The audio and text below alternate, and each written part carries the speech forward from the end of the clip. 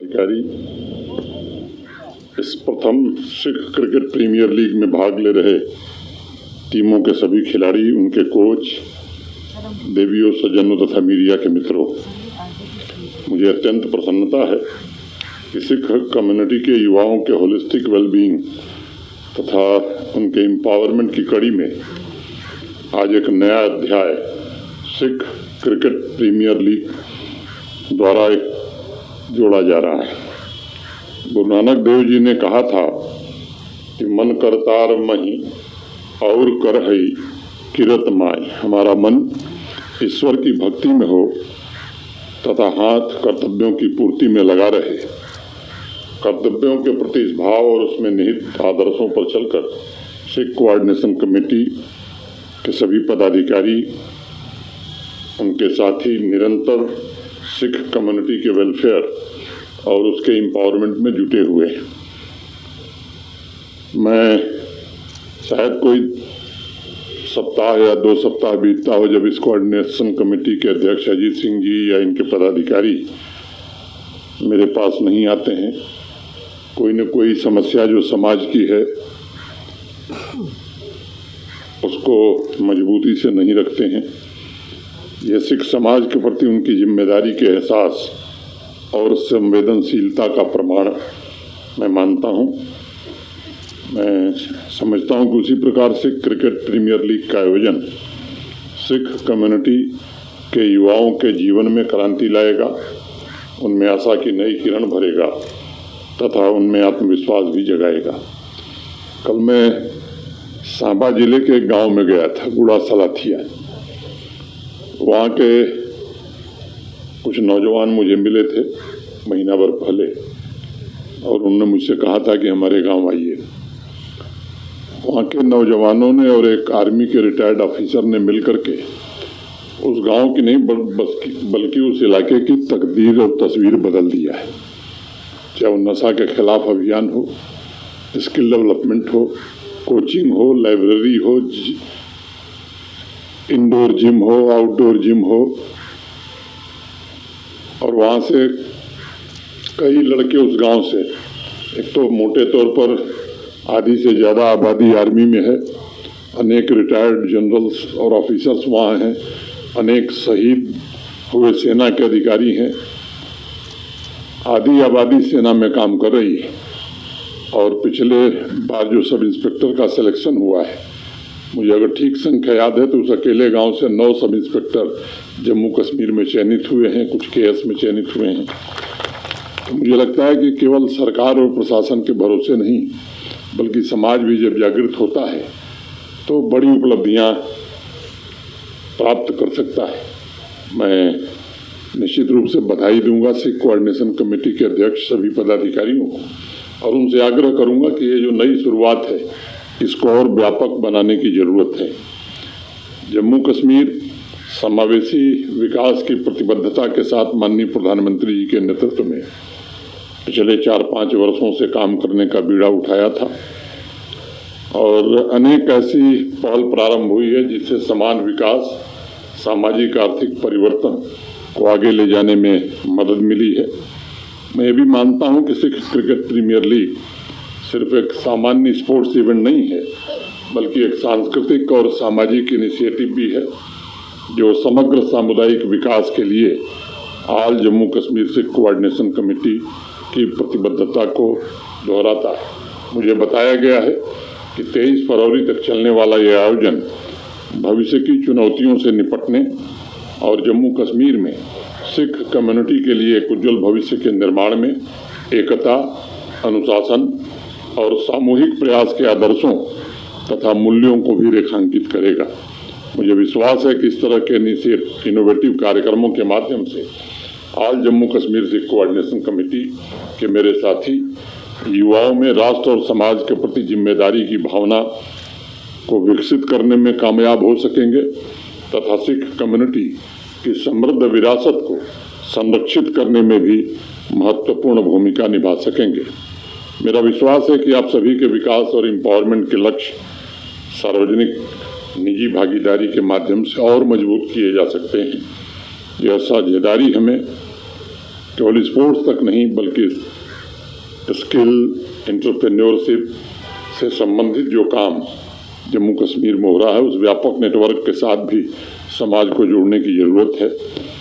अनेक इस तरह के कार्यक्रम यहाँ चल रहे हैं। मैं आप सबसे अनुरोध करूँगा कि अधिक से अधिक युवा, मिशन युवा करके एक योजना जम्मू कश्मीर प्रशासन ने 6 महीने पहले शुरू की थी।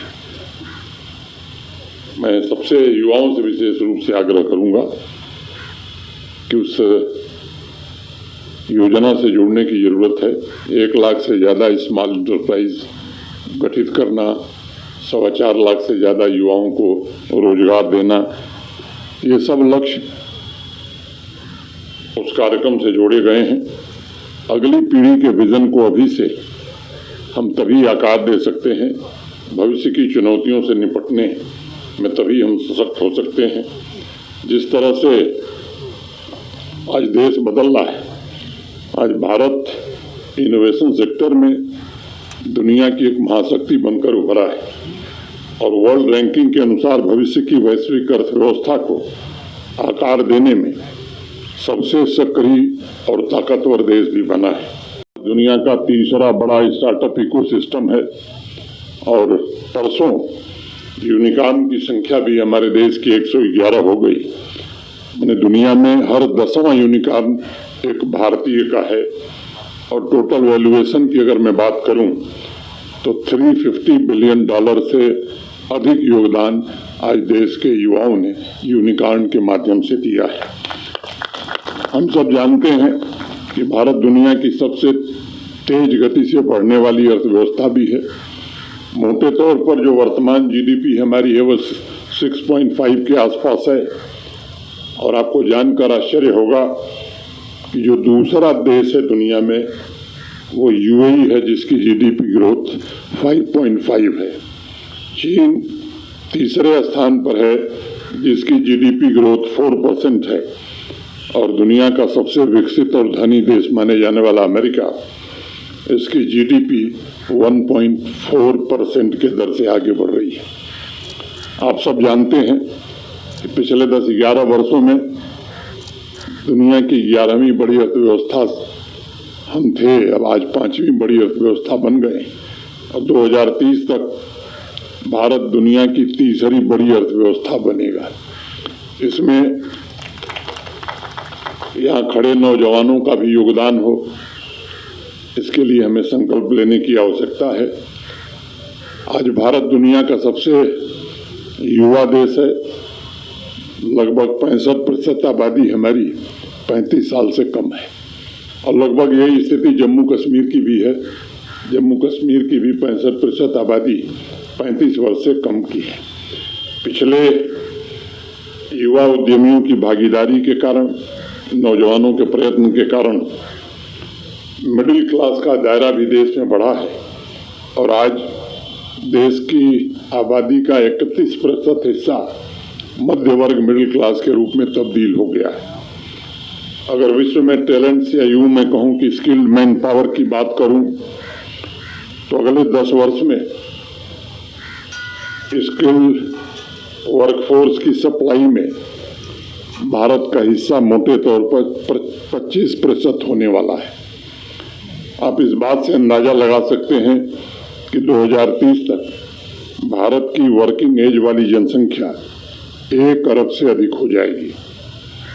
अगर मैं मोबाइल फ़ोन यूजर्स की बात करूं तो सबसे बड़ा बेस आज हमारे देश में इंटरनेट से कुल जुड़ी हुई आबादी 627 मिलियन हो गई है और अगर मैं इसको दूसरे शब्दों में कहूं तो जितने लोग इंटरनेट से हमारे देश में जुड़े हैं वो लगभग अमेरिका की आबादी से 2 गुने ज़्यादा है, 2 गुने से भी ज़्यादा है।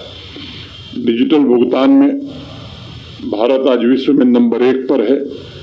दुनिया भर में सभी डिजिटल लेन देन का लगभग 46% ट्रांजैक्शन आज भारत में हो रहा है। जम्मू कश्मीर भी देश के बाकी राज्यों की तुलना में डिजिटल लेन देन में काफ़ी आगे है। भारत पूरे विश्व में इंटरनेट डेटा का सबसे बड़ा उपभोक्ता बन गया। हर महीने प्रति व्यक्ति लगभग 20 GB डेटा भारतीय कंज्यूम कर रहे हैं और जम्मू कश्मीर में ये प्रतिशत 22% से भी ज़्यादा है। 2028 तक जो अनुमान है कि हर भारतीय मोटे तौर पर 62 GB डेटा का प्रयोग करेगा। आज दुनिया की सबसे जो बड़ी से बड़ी कंपनियां हैं वो भारत में निवेश कर रही हैं।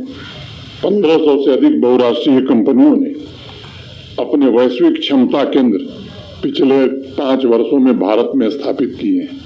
ये बदलाव जो देश में हो रहा है, उस बदलाव के साथ जम्मू कश्मीर भी कदम से कदम मिला करके चले। इसके लिए आवश्यक है कि हमें भी सही रास्ते पर चलना होगा और ये रास्ता निश्चित रूप से प्रगति की ओर हमें ले जाएगा, अमन और शांति की ओर ले जाएगा। मैं बार बार एक बात कहता हूँ कि शांति के बिना विकास संभव नहीं है। जहाँ शांति नहीं रहेगी वहाँ विकास नहीं होगा।